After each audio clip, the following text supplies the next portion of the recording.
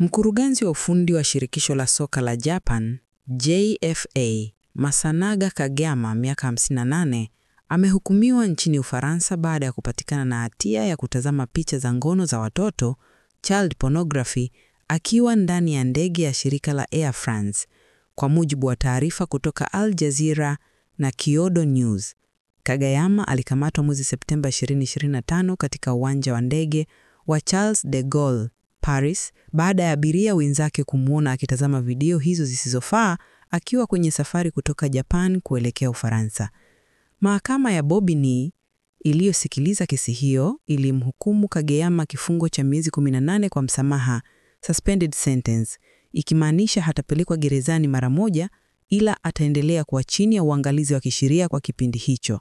Aidha, aliamriwa kulipa faini ya euro 5,000, takriban shilingi milioni 18.3 za Tanzania, na kupigwa marufuku kufanya kazi na watoto kwa miaka 10.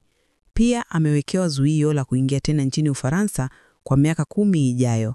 Shirikisho la soka la Japan, JFA, lilitoa taarifa muda mfupi baada ya hukumu hiyo, likisema limepokea taarifa hizo kwa masikitiko makubwa na limeahidi kuchukua hatua stahiki za kinidhamu.